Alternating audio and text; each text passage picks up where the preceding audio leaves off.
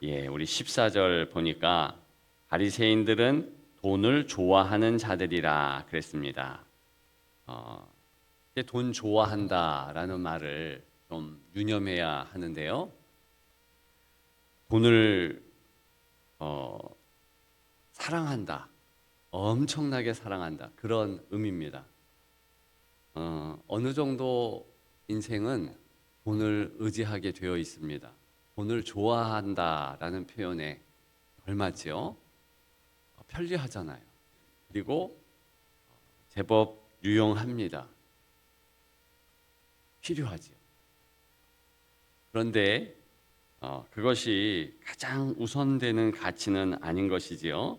근데 여기 바리새인들은 돈을 좋아하기 때문에 이 모든 것을 듣고 비웃거늘 그랬습니다.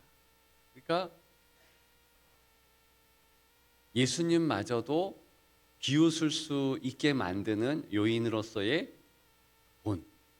이것은 과도하게 좋아하는 것이고, 좋아하는 것을 넘어 사랑하는 거 아닙니까?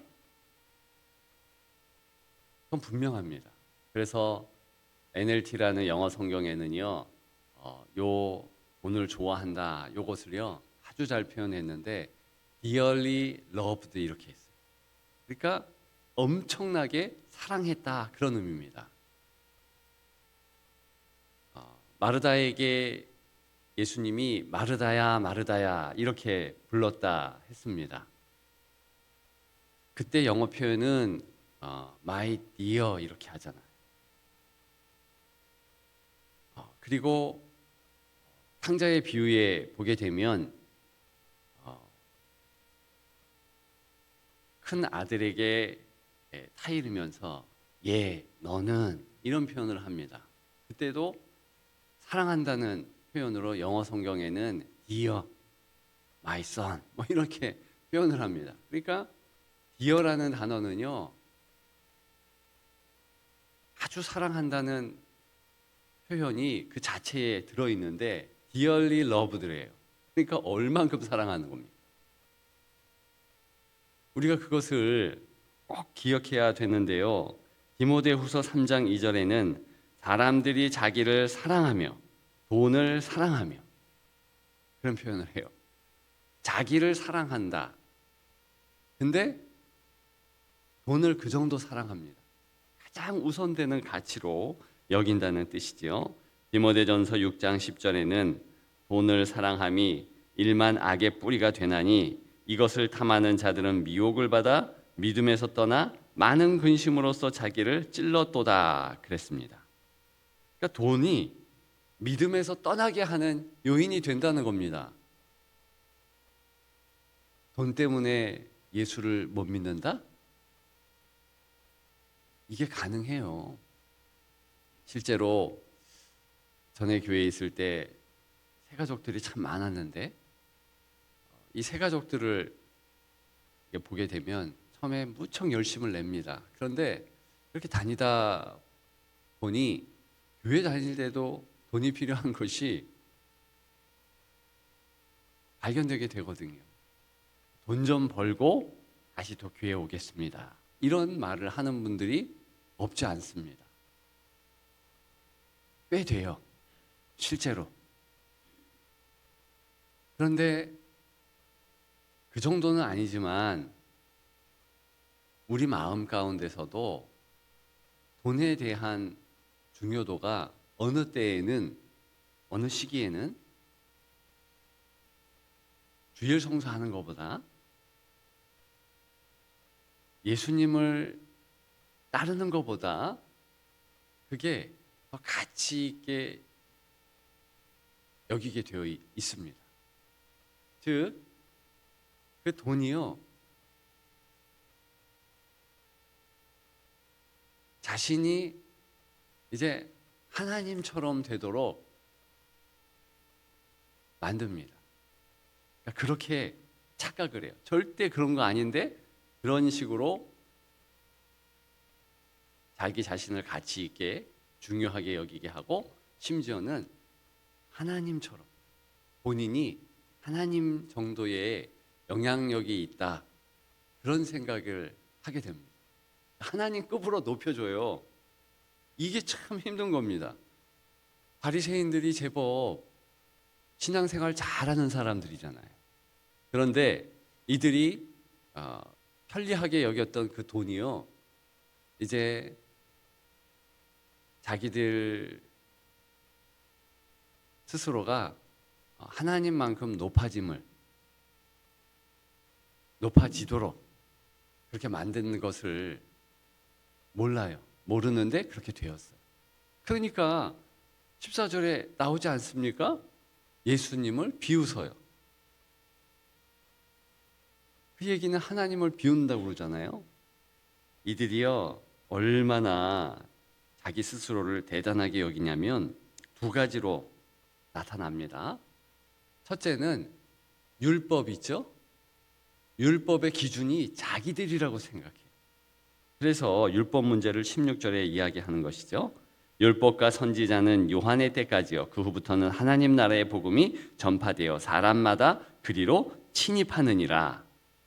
즉 예수님이 이제는 율법을 넘어서 모세보다 위대하신 분이니까 그렇게 해서 새 계명을 선포하고 있는데 그 자리에서 율법 이야기를 합니다. 근데 이들은요, 율법을 지키는 자 그런 수준도 안 돼요. 그래서 여기 보면 예를 들어서 18절에 무릇 자기 아내를 버리고 다른 데 장가드는 자는 간음함이요 무릇 버림당한 여자에게 장가드는 자도 간음함이니라. 이러면서 예를 든 거예요. 영어 성경에는 이그젬플로 나와요. 그죠? 예를 들어서 무릇이란 뜻이 예를 들어 그런 뜻이에요. 누가복음 말씀만 이렇게 읽어보면 우리가 약간 이 내용이 어떤 뜻인지 잘 모르는데 사실은 마태복음에 의하면 병행 성경 구절이죠. 5장 31절부터 32절에 보면 또 일러스되 누구든지 아내를 버리려거든 이혼 증서를 줄 것이라 하였으나 나는 너희에게 이르노니 누구든지 음행한 이유 없이 아내를 버리면 이는 그로 간음하게 함이라. 또 누구든지 버림받는 여자에게 장가드는 자도 간음함이니라. 아멘.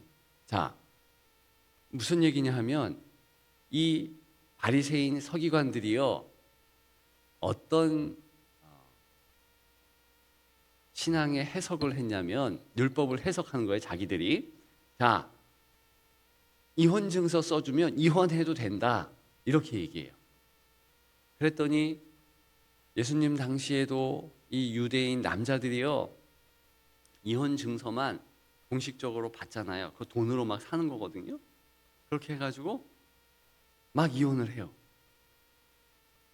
그러면서 자기 마음에 드는 여성들을 마치 소유물처럼 취하고 또 나중에는 이혼 증서 그렇게 발급받고서 쉽게 버려버립니다. 지금도 사우디에 가면은요, 자기 본처들을요, 이제 1번 처, 2번, 3번 이렇게 있잖아요. 그러면은 그거를 신문에 광고 내서 팔아버립니다. 실제로 제가 그거 보면서 야, 대단하다 그랬는데 지금도 그래요. 지금도. 그게 이슬람입니다.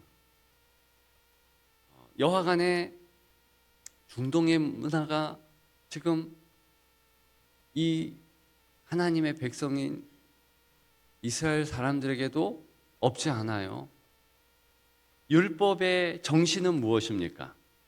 실제로 사랑하라는 거잖아요. 사랑은 책임지는 거고 그렇게 하는 것인데 이것이 변질이 되어서 왜 모세의 율법에 이혼 증서를 쓰라 그랬냐 하면은 그것은요,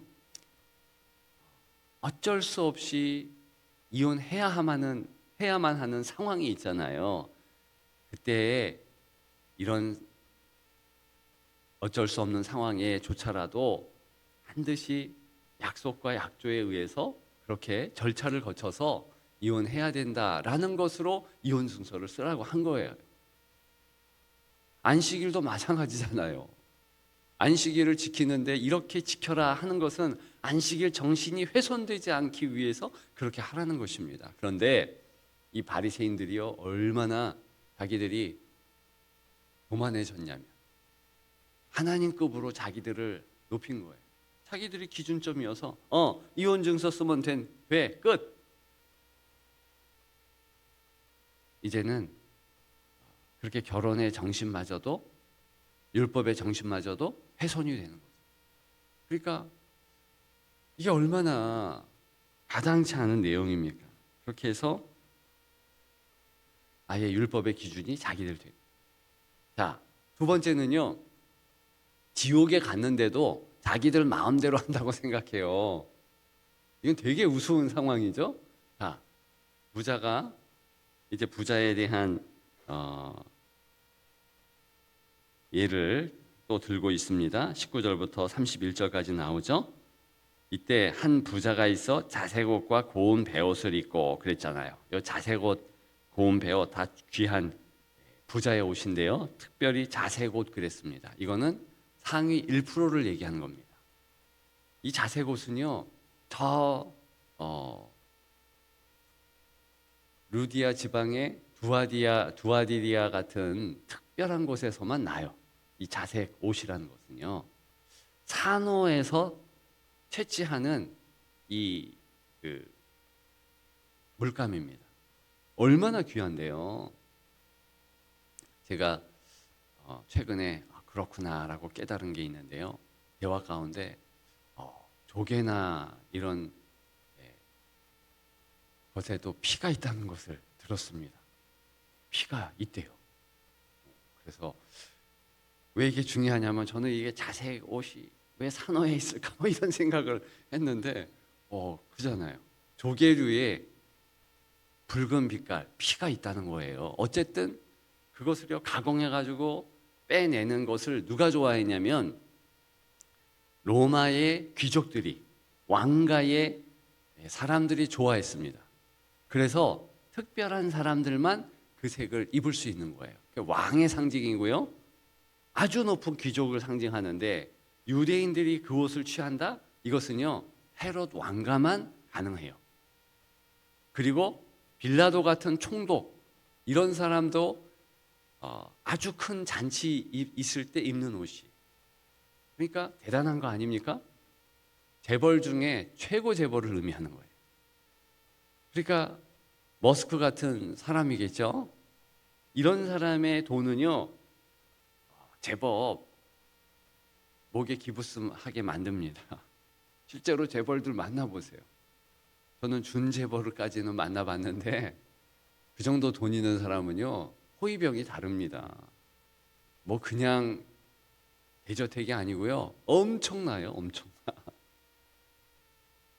그러니까 그런 사람들은요 뭐 자기에 대한 힘이요 대단하죠. 근데 이 사람이 지옥에 갔어요. 지옥에 가서도요 그 힘이 있다고 생각해요.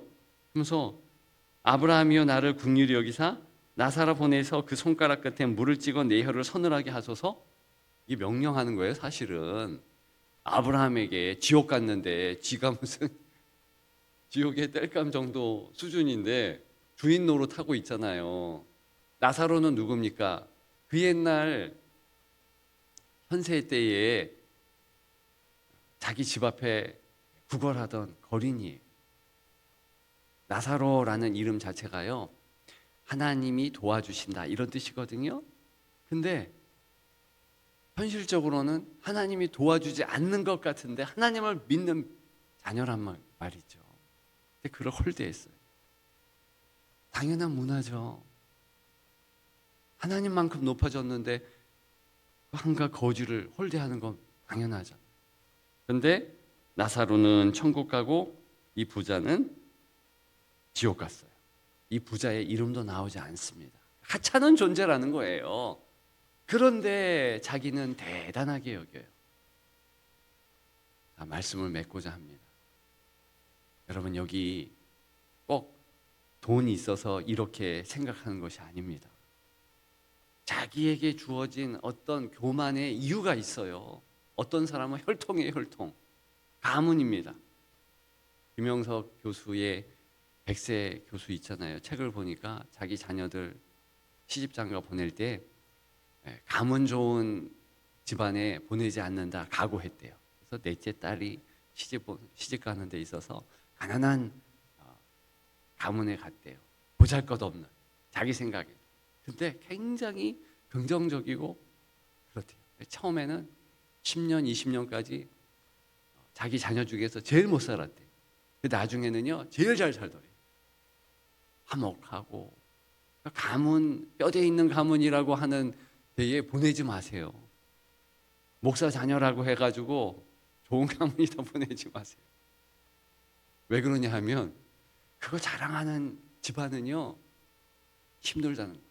자꾸 끄떡하면 자기 가문 막 얘기하고 자기 돈 자랑하고 절대로 아니라는 거잖아요. 경험 있는 자들은 그걸 아는 겁니다. 그게 교만을 만드는 거예요. 여러분 학벌이 뭐 대단합니까? 한때 열심히 살았다는 것 뿐이에요. 공부 열심히 중고등학교 때 했을 뿐이지. 그게 어떻게 울겨 먹을 겁니까? 40대 50대 돼가지고 대학 자랑하고 자기 무슨 대학 그 사람들을 볼 필요도 없어요. 아무것도 아니거든요. 그거 여전히 40대 50대도 열심히 살고 그래야지 되는 거 아닙니까? 그것 때문에 어떻게 자기가 교만할 수 있어요? 하나님급이 될 수 있겠습니까? 아담과 하와의 DNA가 그런 거 아닙니까? 아담과 하와가 이름을 지었어요. 이름. 그건 대단한 거거든요. 동물들의 이름 지었다는 것은 지식이 있고요. 어느 정도 하나님께서 허락하셔서 지혜가 가득했다는 것을 의미합니다. 그런데 그것 때문에 어떻게 합니까? 하나님께서 하지 말라는 것을 하잖아요. 왜? 하나님처럼 된다고 착각을 하는 거예요. 이미 자기들이 가지고 있는 지식이나 지혜를 가지고 다 하나님처럼 되었다고 생각해요. 그러니까 하지 말라는 것을 꼭 하잖아요. 우리가 교만케 하는 것을 조심해요. 그게 하나님이 허락한 복인데 그것 때문에 무너지고 망가집니다. 바리새인이 우리가 될 수 있는 겁니다. 꼭 기억하십시오. 하나님이 복 주셔서 허락한 것 때문에 넘어진다. 지금 부자도 하나님이 허락하셔서 청지기로서 허락한 거잖아요. 탕자 되지 마십시다. 잃어버린 그런 청지기 되지 마십시다. 이게 15장과 16장 연결되어 있다고 그랬죠? 기억하시는 여러분들 되시기를 주님의 이름으로 축복합니다. 기도